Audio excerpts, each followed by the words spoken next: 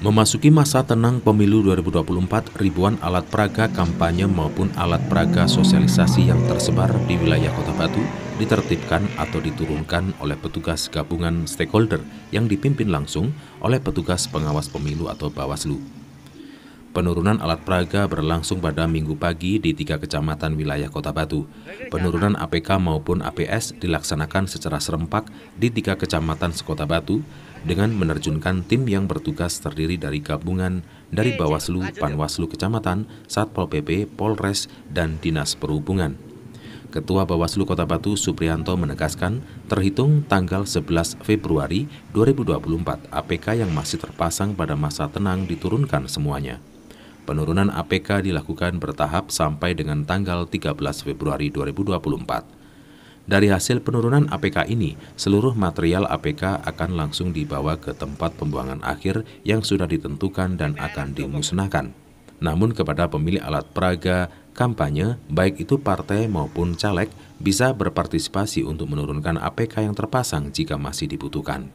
Terkait dengan hari tenang, maka seluruh alat peraga kampanye, alat peraga sosialisasi, ataupun kegiatan-kegiatan lain, metode-metode lain yang terkait dengan metode kampanye itu sudah berakhir gitu ya.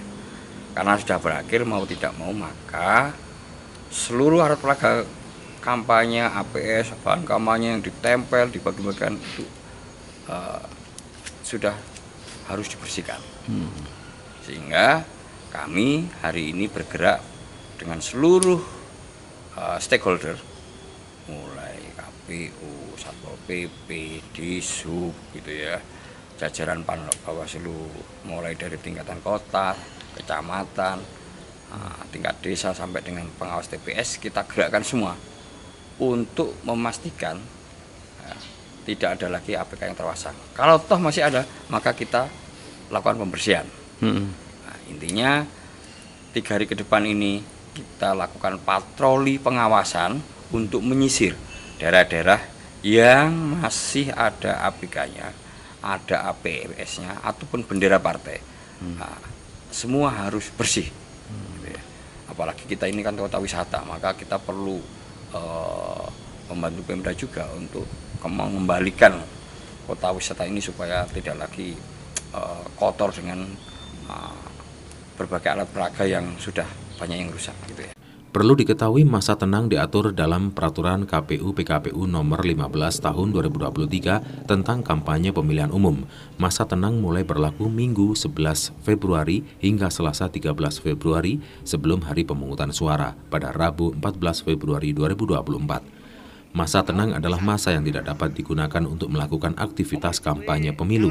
Hal tersebut sebagaimana diatur dalam Pasal 27 Ayat 4 PKPU Nomor 15 Tahun 2023.